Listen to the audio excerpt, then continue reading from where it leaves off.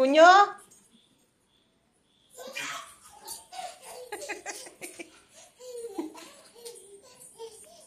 ജാനിക്കുട്ടി എന്തിയേ?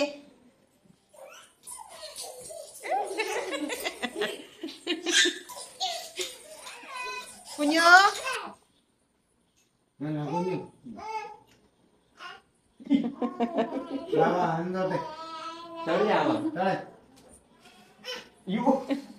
അവളെ അടിക്കുവാ അത്.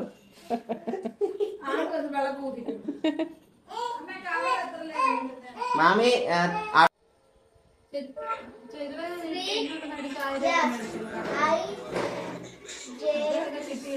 മാമി പോവാ. ടാറ്റ പറ, ടാറ്റ പറ, ടാറ്റ ടാറ്റ ടാറ്റ പറഞ്ഞേ, ടാറ്റ പറഞ്ഞേ, ടാറ്റ പറ. ടാറ്റ ഇല്ലയോ? ആ ഇങ്ങോട്ട് മാമിക്ക് താ, മാമിക്ക് ടാറ്റ പറ. ടാറ്റ. ആ ടാറ്റ.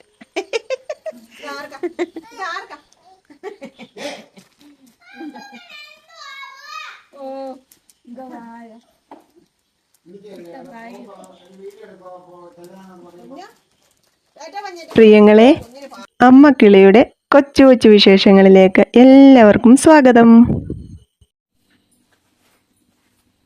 വന്നു.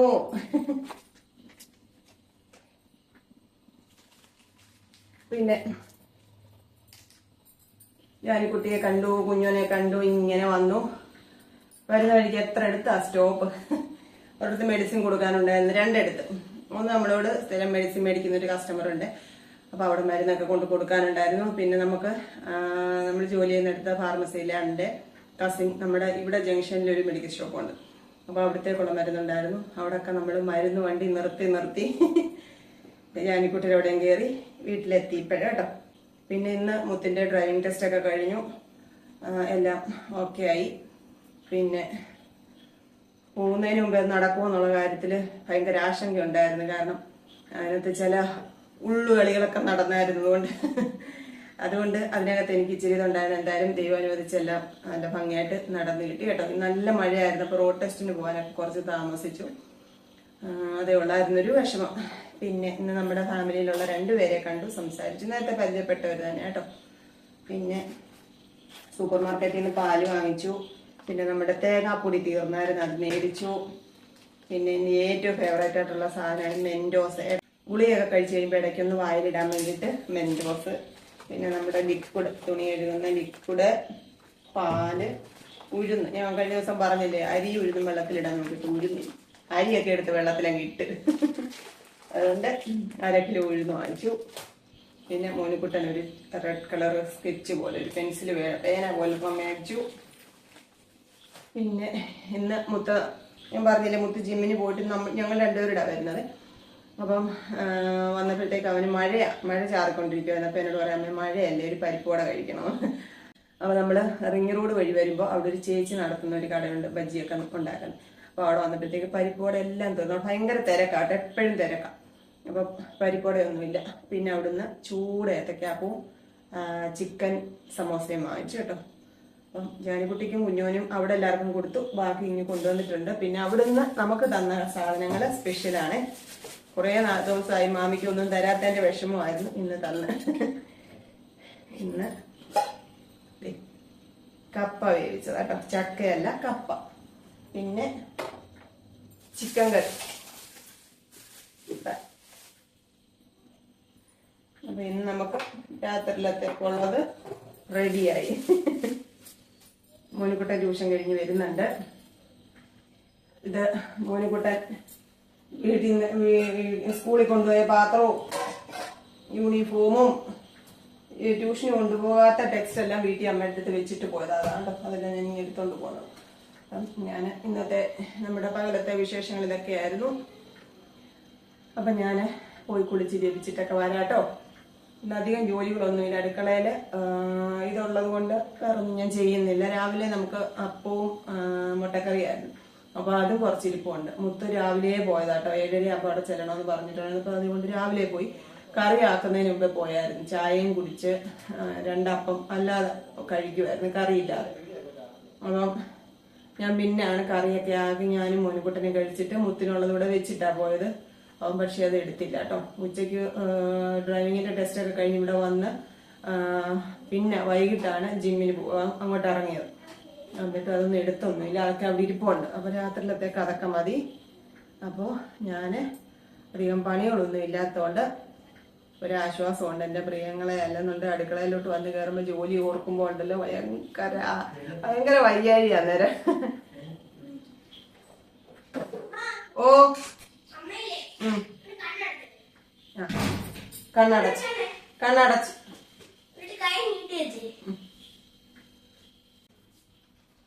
എന്തുകൊണ്ടി ഇത്?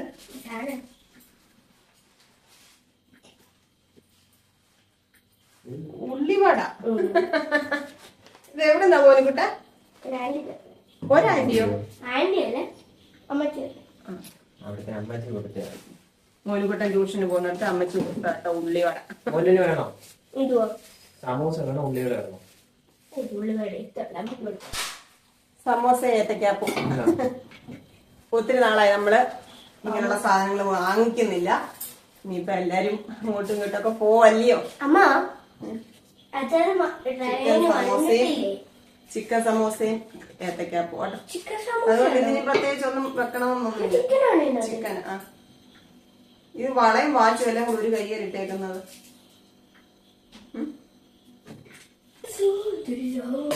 കുടിക്കാൻ ഇത്തിരി വെള്ളം തിളപ്പിക്കാൻ. ഞാന് കുടിക്കാൻ വെള്ളം തിളപ്പിക്കുന്ന കാലമൊക്കെ മാറ്റി. നമ്മുടെ ഒരു ചരുവായിരുന്നു, ചരുവ്, അത് മാറ്റി കേട്ടോ.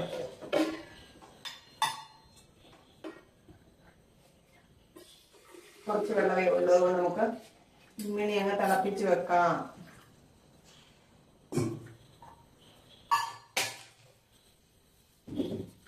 ഇന്ന് വേറെ പ്രത്യേകിച്ച് വലിയ പണികളൊന്നും ഇല്ലാത്തതുകൊണ്ട് മോനുകൂട്ടൻ എനിക്ക് പണി തരാനായിട്ട് നടക്കും കേട്ടോ.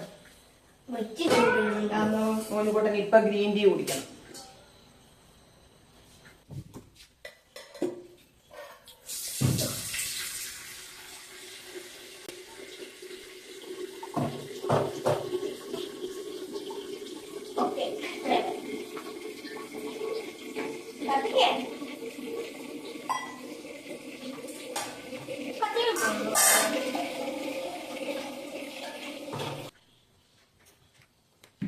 ഞാൻ ഉള്ളിവടയൊക്കെ കഴിച്ചു. ഉള്ളിവട ഇച്ചിരി ഞാൻ കഴിച്ചു, ബാക്കി കുറച്ച് മുത്തിനും കൊടുത്തു കേട്ടോ. പിന്നെ എന്റെ പ്രിയങ്ങളോട് ഒരു കാര്യം, കഴിഞ്ഞ ദിവസമാണെങ്കിൽ നമ്മുടെ ഫാമിലിയിലുള്ള ഒരാൾ തന്നെ കേട്ടോ, വീഡിയോസ് ഒക്കെ കാണുന്ന ഒരാളാണ്. വീഡിയോസ് കണ്ടിട്ട് മെസ്സഞ്ചറിനകത്ത് മെസ്സേജ് ഇട്ടതാണ്. അപ്പൊ അങ്ങനെ പരിചയപ്പെട്ടിരുന്നു.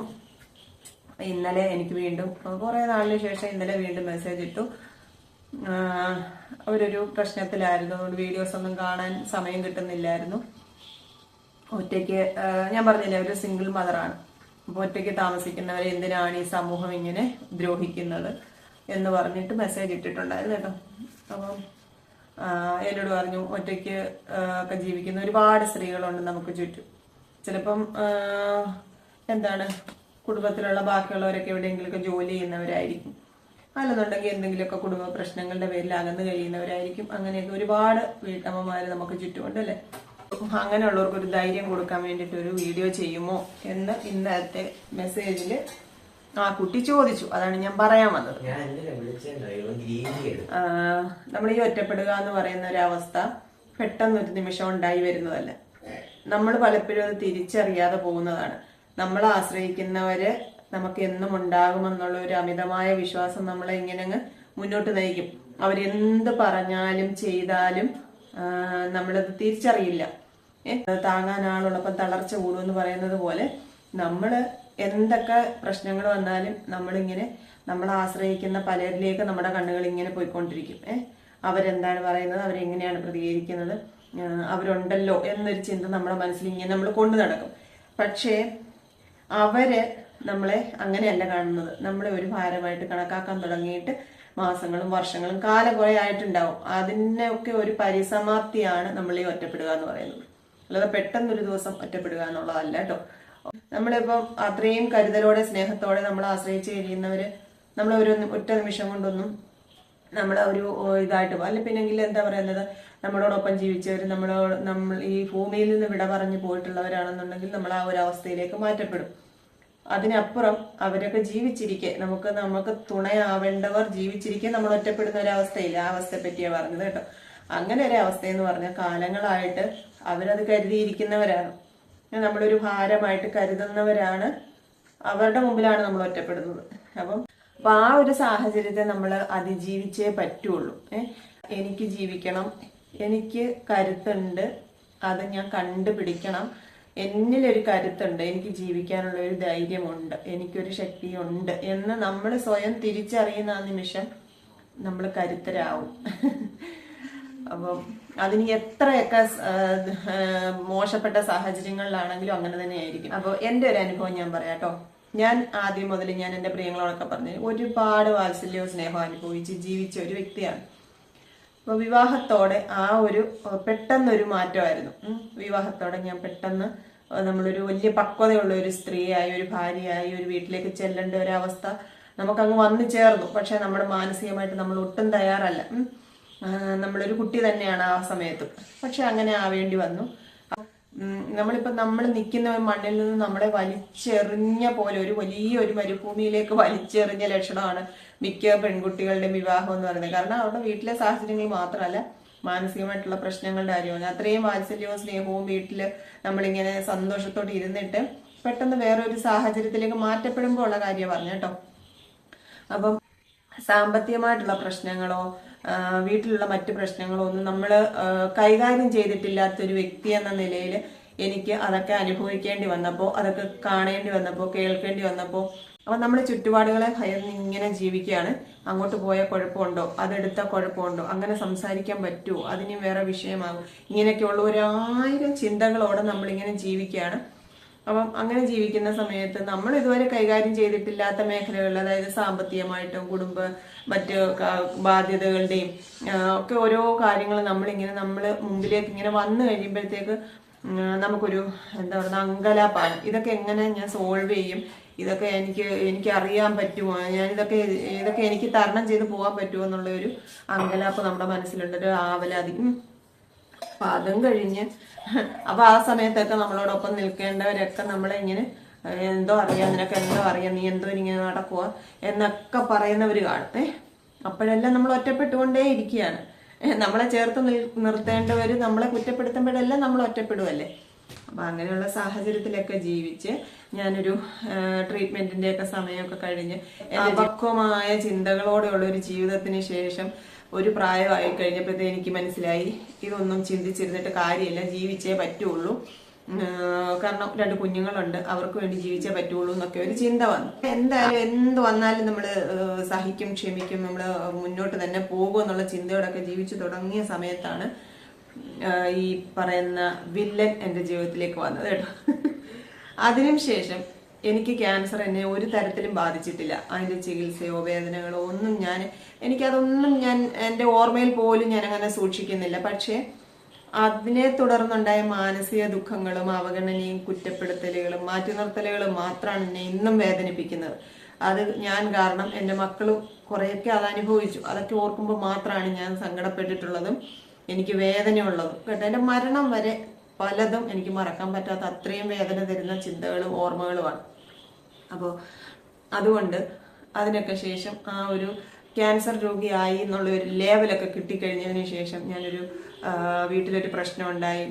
എന്നോട് ഒരു പോലീസ് സ്റ്റേഷനിൽ ഒരു സാർ എന്നോട് ചോദിച്ച കാര്യമാണ് ഞാൻ നിങ്ങളോട് പറയാൻ വന്നത് കേട്ടോ.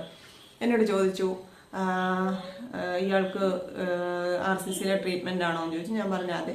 എത്ര വർഷമായി, എന്തായിരുന്നു പ്രശ്നമെന്നൊക്കെ എന്നോട് ചോദിച്ചതിന് ശേഷം അദ്ദേഹം എന്നോട് പറഞ്ഞ കാര്യം എന്താണെന്നറിയാമോ? അദ്ദേഹം എന്നോടൊരു വാക്ക് പറഞ്ഞു, ഇയാൾ ഒരു രോഗിയല്ലേ, ഇയാൾക്ക് ഒരാശ്രയമില്ലാതെ ജീവിക്കാൻ പറ്റുമോ, എന്ത് വന്നാലും സഹിച്ച് ജീവിക്കുകയല്ലേ വേണ്ടതെന്ന് എന്നോട് ചോദിച്ചു കേട്ടോ. അപ്പൊ ഈ സഹിക്കുക എന്നുള്ളത് അവർക്കും ബോധ്യപ്പെട്ട കാര്യമാണ്. എല്ലാ രീതിയിലും നമ്മൾ എന്താ പറയുന്നത് ബലഹീനയാണ് എന്നുള്ളത് അവർക്ക് ബോധ്യപ്പെട്ട കാര്യമാണ്. എന്നിട്ടാണ് എന്നോട് അങ്ങനെ ചോദിച്ചത്. ആ ഒരു ചോദ്യം എന്ന് വെച്ചാൽ ഞാൻ മാസങ്ങളോളം നമ്മളിങ്ങനെ ചെവിയിൽ ഇങ്ങനെ വന്ന് പതിച്ചോണ്ടിരിക്കത്തില്ല, അങ്ങനെ തന്നെ. അപ്പൊ ഞാൻ ഓർത്തു, ഞാൻ എൻ്റെ പ്രിയങ്ങളോടൊക്കെ നേരത്തെ പങ്കുവച്ചിട്ടുള്ള ഒരു കാര്യമാണ് അമ്പിയ ചേച്ചിയുടെ കാര്യം. അംബിക ചേച്ചി ക്യാൻസർ രോഗിയായിരുന്നു. 2 പെൺകുട്ടികളായിരുന്നു. ഞാൻ പരിചയപ്പെടുമ്പം ചേച്ചിയുടെ മക്കള് പഠിച്ചുകൊണ്ടിരിക്കുകയാണ്, ഡിഗ്രിക്കൊക്കെ പഠിച്ചുകൊണ്ടിരിക്കുന്ന സമയമാണ്. അപ്പൊ ചേച്ചി എന്നോട് പറഞ്ഞിട്ടുണ്ട്, ചേച്ചി ക്യാൻസർ രോഗിയാണെന്ന് അറിഞ്ഞ് ചേച്ചിയുടെ ഫാമിലി എല്ലാവരും അത്ര വലിയ സപ്പോർട്ടൊന്നും ഉള്ള ഫാമിലിയൊന്നും അല്ലായിരുന്നു. ശരിക്കും ചേച്ചി ഒറ്റപ്പെട്ടു. ആ സമയത്ത് എല്ലാവരും പറഞ്ഞു ചേച്ചി ഈ കുഞ്ഞുങ്ങളെ എങ്ങനെയെങ്കിലും ഇല്ലായ്മയാക്കിയിട്ട് ചേച്ചി ആത്മഹത്യ ചെയ്യും. അത് കാണാൻ വേണ്ടി കാത്തിരുന്ന ഒരുപാട് ആൾക്കാരുണ്ടായിരുന്നു ചേച്ചിക്ക് ചുറ്റും. പക്ഷേ ചേച്ചി ജീവിച്ചു. ഞാനൊക്കെ ചേച്ചിയെ പരിചയപ്പെടുന്ന സമയത്ത് ചേച്ചി അന്തസ്സായിട്ട് ജോലി ചെയ്ത് ജീവിക്കുകയാണ്, മക്കളെ പഠിപ്പിക്കുകയാണ്.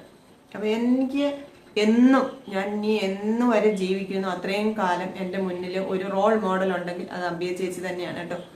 അപ്പൊ ചേച്ചി മക്കളെ പഠിപ്പിച്ചു, അവരുടെ കാര്യങ്ങളെല്ലാം നല്ല ഭംഗിയായിട്ട് നടത്തി, ഏറ്റവും നല്ല വിദ്യാഭ്യാസം നൽകി അവർക്ക് അവരുടെ കാര്യങ്ങളെല്ലാം ഭംഗിയായിട്ട് നിറവേറ്റി. പിന്നെ ലാസ്റ്റ് ആയപ്പോൾ ചേച്ചിക്ക് 2ാമത് അസുഖമൊക്കെ വന്നു. ചേച്ചി ഇപ്പോൾ ഇല്ല കേട്ടോ, ഭൂമിയിലില്ല. എന്നാൽ തന്നെയും ചേച്ചിയുടെ ജീവിതം എന്ന് പറയുന്നത് എനിക്ക് ഭയങ്കര ശക്തി തരുന്ന ഒരു വ്യക്തി തന്നെയാണ് അംബിക ചേച്ചി. അപ്പൊ എന്നോട് ആ പറഞ്ഞ ആ വ്യക്തിയോട് ഒറ്റപ്പെട്ട് അല്ലെങ്കിൽ അങ്ങനെ ജീവിക്കേണ്ടി വരുന്ന ഒരവസ്ഥ എന്ന് പറഞ്ഞാൽ കരുത്തുള്ളവർക്ക് മാത്രമേ അങ്ങനെ ജീവിക്കാൻ പറ്റുള്ളൂ. അല്ലാത്തവര് ഈ പറയുന്ന ഏത് അവഗണനയും സഹിച്ച് അല്ലെങ്കിൽ ഏത് കുറ്റപ്പെടുത്തലും സഹിച്ച് ആരുടെയെങ്കിലുമൊക്കെ കാലടിയിൽ കിടന്ന് ജീവിക്കാനേ പറ്റത്തുള്ളൂ. അവരുടെ ചവിട്ടും തൊഴിയും കൊണ്ട് നമ്മളല്ലാതാക്കി കളയുന്ന എല്ലാ എന്താ മാനസികമായിട്ടും ശാരീരികമായിട്ടുമുള്ള ഉപദ്രവങ്ങളൊക്കെ സഹിച്ച് അവരുടെ കാൽച്ചുവട്ടിൽ കിടക്കുന്നതിനേക്കാൾ എത്രയോ ഭേദമാണ് നമ്മൾ തിരിച്ചറിഞ്ഞ് കരുത്തോടെ ജീവിക്കുന്നത്. നമുക്ക് ചുറ്റും അപ്പോൾ ഒരുപാട് പ്രശ്നങ്ങളൊക്കെ വരും. അങ്ങനെ ജീവിക്കുന്നവരെ കാണുമ്പോൾ പലരും പലതും പറഞ്ഞെന്നൊക്കെ ഇരിക്കും. എന്ന് വെച്ച് നമ്മുടെ ജീവിതം നമുക്ക് നശിപ്പിച്ച് കളയാൻ പറ്റത്തില്ലല്ലോ.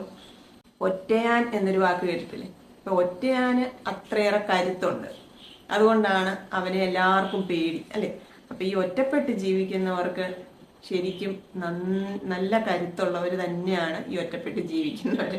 അതല്ലാതെ അവർക്ക് അങ്ങനെ ജീവിക്കാൻ പറ്റൂല അല്ലേ. ഒറ്റയാന് വല്ലാത്ത കരുത്താണ്, അതെല്ലാവർക്കും ഒന്നും കിട്ടത്തില്ല. അതുകൊണ്ട് എൻ്റെ പ്രിയങ്ങളെ, അങ്ങനെ ഒറ്റപ്പെട്ടു എന്നുള്ള ചിന്ത ചുറ്റും എല്ലാവരും ഉണ്ടായിരിക്കും, എന്നാലും ഒറ്റപ്പെട്ടു എന്നുള്ള ചിന്തയുള്ള എല്ലാ അനിയത്തിമാർക്കും ചേച്ചിമാർക്കും അമ്മമാർക്കും ഒക്കെ വേണ്ടി ഞാനൊരു കാര്യം പറയട്ടെ കേട്ടോ. നിങ്ങളൊന്ന് സ്വയം ഒന്ന് ചിന്തിച്ച് നോക്കണം. നിങ്ങൾക്ക് എന്തോരം കാര്യത്തുണ്ടെന്ന് നിങ്ങൾക്ക് ബോധ്യപ്പെടും. എന്തോരം കുത്തുവാക്കുകളും അവഗണനകളും ഒക്കെയാണ് നമ്മുടെ മുഖത്ത് നോക്കി നമ്മളോട് പറഞ്ഞിട്ടുള്ളത്. നമ്മൾ ജീവിക്കുകയല്ലേ ഇപ്പോഴും. അത് കേട്ട് തളർന്ന് നമ്മൾ മരിച്ചിരുന്നെങ്കിലോ, നമ്മൾ ആത്മഹത്യയെ പറ്റി ചിന്തിച്ചിരുന്നെങ്കിലോ, അതോ അല്ലെങ്കിൽ അവര് പറയുന്ന രീതിയിൽ നമ്മുടെ ആത്മാവിനെ അങ്ങ് കൊന്നു കളഞ്ഞിരുന്നെങ്കിലോ, പിന്നെന്താണ് നമുക്ക് അവശേഷിപ്പിക്കാനുള്ളത്? ഒന്നുമില്ല. അപ്പോ ഒറ്റപ്പെട്ടു എന്നുള്ളൊരു ചിന്ത ആദ്യമേ അങ്ങ് മനസ്സിൽ നിന്ന് എടുത്തു കളയുക. എല്ലാവരും ഈ ഭൂമിയിലേക്ക് വരുന്നത് എല്ലാവരും ഒറ്റയ്ക്കാണ് വരുന്നത്, പോകുന്നതും ഒറ്റയ്ക്കാണ്. ആരും കൂട്ടിന് വരില്ല. ഇടയ്ക്ക് ഇപ്പൊ ഒരു വേദനകൾ വന്നു, ഒരു ശരീരത്തിന് രോഗം വന്ന് വേദനകൾ വന്നു എന്ന് വെച്ചോ, ആരെങ്കിലും വരുമോ? എല്ലാരും ഉണ്ടെങ്കിലും ആരെങ്കിലും വരുമോ? അതൊന്ന് ഇമ്മിണി എടുത്ത് ഞാനൊന്ന് സഹിച്ചോളാന്ന് പറയുമോ? ഇല്ല. പിന്നെന്തിനാണ്? അപ്പം ജനനത്തിനും മരണത്തിനും ഇടയ്ക്ക് ഒരു ഇടവേളയുണ്ട്, അതാണ് ജീവിതം. അവിടെ വെച്ച് നമ്മൾ ഒരുപാട് വ്യക്തികളെ കണ്ടുമുട്ടും, പരിചയപ്പെടും. ചിലരോടൊപ്പം ജീവിക്കും, ചിലരെ നമ്മളെ മാറ്റി നിർത്തും, ചിലര് നമ്മളെ ചേർത്ത് നിർത്തും. അങ്ങനെയൊക്കെ അതാണ് ജീവിതം കേട്ടോ. അതുകൊണ്ട് നമ്മൾ ഒറ്റയ്ക്ക് വന്നു, ഒറ്റയ്ക്ക് പോകുന്നു. ചിലപ്പോൾ നമ്മൾ ഭൂമിയിൽ ഒറ്റയ്ക്ക് ജീവിക്കേണ്ടി വരും. ഇടവേളകളിലുള്ള ആ ജീവിതം എന്ന് പറയുന്ന അവസ്ഥ എന്ന് പറയുന്നത് ചിലപ്പോൾ നമ്മൾ ഒറ്റയ്ക്കാവും. വേറെ ചിലരുണ്ട്, എല്ലാരും ഉണ്ട്, എന്നാലും ആരുമില്ല. അപ്പോ അതുകൊണ്ട് ഞാനത് പറയാൻ വന്ന കാര്യം എന്ന് വെച്ചാല്, ഒറ്റയ്ക്കാണ് എന്നുള്ള ചിന്തയോടെ ജീവിക്കാതിരിക്കുക. ഞാൻ കരുത്തുള്ളവളാണ് എന്നുള്ള ചിന്തയോടെ അങ്ങ് ജീവിച്ചാൽ മതി കേട്ടോ. ആ ഒരു ചിന്ത നമ്മുടെ മനസ്സിലില്ലെന്നുണ്ടെങ്കിൽ നമ്മൾ എല്ലാവരുടെ മുമ്പിൽ തലകുനിച്ച് നിൽക്കേണ്ടി വരും. ഈ ഒരു തവണ നമ്മളൊന്ന് വീണെടുത്ത് നിന്ന് എഴുന്നേൽക്കാതെ ഒന്ന് കിടന്നു നോക്ക്, പലരും വന്ന് ചവിട്ടി കൂട്ടിക്കളയും കേട്ടോ. അതുകൊണ്ട് വീണാൽ ആ സെക്കൻഡിൽ എങ്ങനെയെങ്കിലും ഒക്കെ വലിഞ്ഞു കയറി എഴുന്നേറ്റ് പൊയ്ക്കോണം. അല്ലാതെ അവിടെ കിടന്ന് ആരുടെ ചവിട്ടി മേടിക്കാൻ നിൽക്കരുത്. അതിനൊന്നും സമയമില്ല. നമുക്ക് ഒരുപാട് യാത്ര ചെയ്യാനുള്ളതാണ് കേട്ടോ. അതുകൊണ്ട് എൻ്റെ പ്രിയങ്ങളൊന്നും അങ്ങനെ ഒന്നും വിചാരിച്ച് ഒരിടത്തും തലകുനിച്ചൊന്നും നിൽക്കണ്ട. നിങ്ങൾക്ക് നിങ്ങളുടെ എന്താ പറയുന്നത്, നിങ്ങൾക്ക് നിങ്ങളുടേതായിട്ടുള്ള ഒരു ബലവും ശക്തിയൊക്കെ ഈശ്വരൻ തന്നിട്ടുണ്ട്, എല്ലാ മനുഷ്യർക്കും തന്നിട്ടുണ്ട്. അത് നമ്മളൊന്ന് കണ്ടുപിടിക്കണമെന്ന് മാത്രമേ ഉള്ളൂ കേട്ടോ. ഒരിടത്തും ഒന്നിനും തലകുനിക്കേണ്ട കാര്യമില്ല. മറ്റുള്ളവർക്ക് ദ്രോഹം ചെയ്യുകയും സങ്കടപ്പെടുത്തുകയും ചെയ്ത കാര്യങ്ങൾ ചെയ്യാത്തിടത്തോളം നമുക്കൊരു ദോഷവും വരുത്തില്ല കേട്ടോ. വെള്ളം തിളയ്ക്കണോ നോക്കിയതാ. ഇത്രയും പ്രഭാഷണം നടത്തിയ സ്ഥിതിക്ക് ഇത്തിരി വെള്ളം കുടിക്കണമെന്നൊക്കെ തോന്നുന്നുണ്ട്. അപ്പൊ ഇന്നത്തെ വീഡിയോ പാചകമൊന്നുമില്ലായിരുന്നു, വാചകമായിരുന്നു കേട്ടോ. എന്നോട് ആ കുട്ടി അങ്ങനെ പറഞ്ഞത് കൊണ്ട് മാത്രം ഞാൻ ഇത്രയും കാര്യങ്ങൾ പറഞ്ഞതാണ്. ചില ചിന്തകളൊക്കെ ചില വ്യക്തികൾ നമ്മുടെ മനസ്സിലേക്ക് ഇങ്ങനെ കൊണ്ടിട്ട് തരും. നമ്മളതിനെപ്പറ്റി ചിന്തിക്കുകയോ പറയുകയോ ചെയ്യണം എന്നുള്ള ഉദ്ദേശത്തോടെ. അപ്പം ആ കുട്ടി അങ്ങനെ പറഞ്ഞത് കൊണ്ട് ഞാൻ ഇതിനെപ്പറ്റി ഇത്രയും കാര്യങ്ങൾ പറഞ്ഞതാണ്. ഒരു കാരണവശാലും ടെൻഷൻ അടിക്കണ്ട, ഹാപ്പി ആയിട്ടിരിക്കണം കേട്ടോ.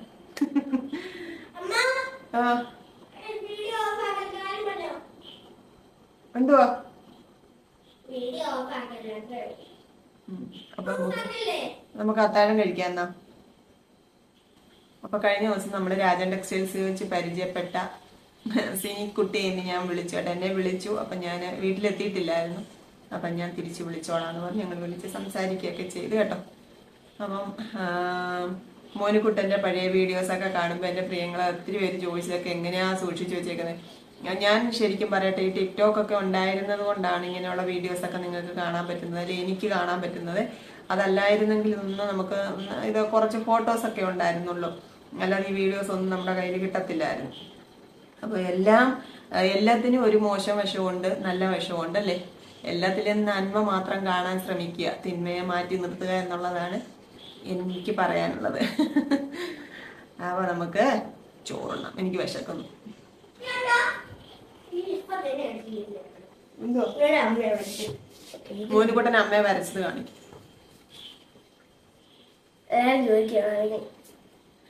അമ്മയുടെ കയ്യിൽ എന്തോ സഞ്ചിയോ? അയ്യോ, അമ്മയുടെ മുടിയൊക്കെ കിടക്കുന്നതാണ്ടോ, കറക്റ്റ് അതുപോലെ തന്നെ. എന്തോ അതൊക്കെ അമ്മയോട് വെച്ചിട്ടുണ്ട്. അവരെ കാണിക്കാമോ?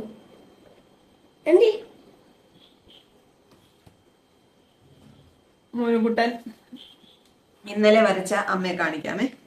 ആ അമ്മയുടെ ഡ്രസ്സൊക്കെ ഒന്ന് കാണണം, നിറച്ചു പൂക്കളും, ഭയങ്കര രസം. കാണിക്കട്ടെ,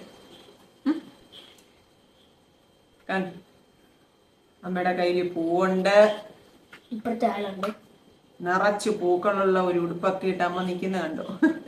ഇനി മോനുകുട്ടനെ കാണിക്കും. സൂപ്പർ. ഇനി അച്ചാച്ചനെ വരച്ചേക്കുന്നത് കാണിക്കും. കണ്ടോ, ഇതാണ് അച്ചാച്ചൻ, അമ്മയും അച്ചാച്ചൻ, ഞാനില്ല, മോനുകുട്ടൻ. അമ്മ ഇല്ല. ഞാൻ എല്ലാത്തിലും ഇല്ലേ ഒരേ പേപ്പർ. അപ്പൊ നമുക്ക് അത്താഴം വിളമ്പാം. വിശന്നിട്ട് വയ്യ, വിശക്കുന്നു, നമുക്ക് അത് സഹിച്ചുകൂടാ. അയ്യോ, ടാറ്റ. അത്താഴത്തിന്റെ വീഡിയോ ഇപ്പൊ കാണിക്കാമേ, നാളെ കാണിക്കാമേ. ടാറ്റ. കുടിക്കാനുള്ള വെള്ളമൊക്കെ തിളച്ച് റെഡിയായി.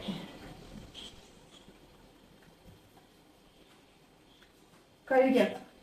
എന്തോ സ്കൂളിൽ കൊണ്ടുപോയ കവർ.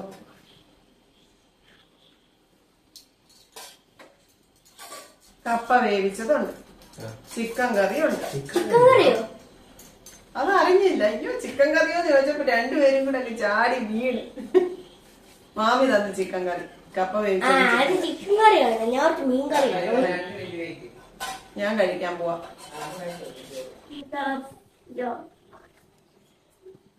അപ്പം ഇരിപ്പുണ്ട്, പിന്നെ കപ്പ,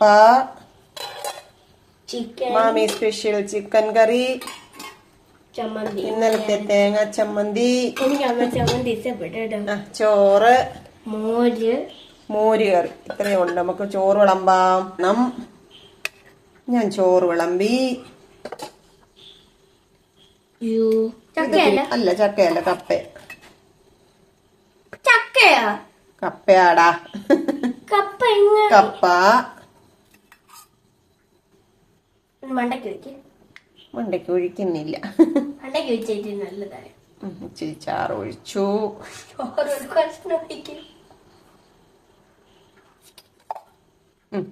മൂന്ന് കഷ്ണം ഇനി ഇമ്മണി ചമ്മന്തി.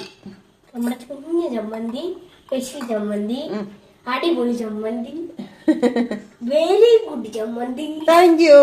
എന്റെ മോനിക്കുട്ടൻ പറഞ്ഞ പിന്നെ ഇനി അപ്പീലില്ല. എനിക്ക് ഭയങ്കര ഇഷ്ടപ്പെട്ടു. മോരിന്റെ കൂടെ നല്ലതാണ്. മത്തക്കാരെ ഉണ്ടാക്കും കേട്ടോ. മത്തേരില്ലേ ഇടയ്ക്കത്തെ കണ്ടില്ലാണ് അമ്മ. മോര് കറി. അതും പിന്നില്ലേ മറ്റേ തോരനില്ലേ ഒരു പരമത്തോട്ടാക്കുന്നു. തോരനുണ്ട്, അത് മുളക് ഏറ്റവും കൂടുതൽ പച്ചക്കറി. അതുകൊണ്ട് എനിക്കത് ഭയങ്കര ഇഷ്ടം. അപ്പൊ ഇന്നത്തെ അത്താഴം ഇതാണ്. എന്റെ പ്രിയങ്ങളൊക്കെ സന്തോഷത്തോടെ ഇരിക്കണം കേട്ടോ. ആരും ആർക്കും കൂട്ടല്ല, എല്ലാരും ഒറ്റയ്ക്കാണ്. തനിയെ വരുന്നു, തനിയെ പോകുന്നു കേട്ടോ. എല്ലാവർക്കും അപ്പൊ അതിനിടയ്ക്കുള്ള ഇടവേളകളിൽ സന്തോഷത്തോടെ ഈ ഭൂമിയിൽ ജീവിച്ചു മരിക്കാൻ കേട്ടോ. എല്ലാവർക്കും വേണ്ടി പ്രാർത്ഥിച്ചുകൊണ്ട് നമുക്കിനി നാളെ കാണാം കേട്ടോ. Tata. Okay, bye, see you. Good night. ഇന്നത്തെ കളിയാക്കുന്ന മോനുനെ എന്തിനാ കളിയാക്കിയേ? അങ്ങനെ കളിയാക്കിയ അത് സാരമില്ല.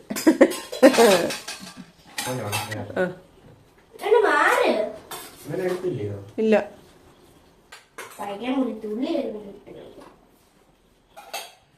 എടുക്കണ്ടേ? എടുത്ത് വെക്കണോ? അടച്ചു വെച്ചു. ഉള്ളുവാടി നീ ചോറ് ഭയങ്കര കൊച്ചു കൊച്ചു വീട്ടുവിശേഷങ്ങളുമായി വീണ്ടും കാണാമേ.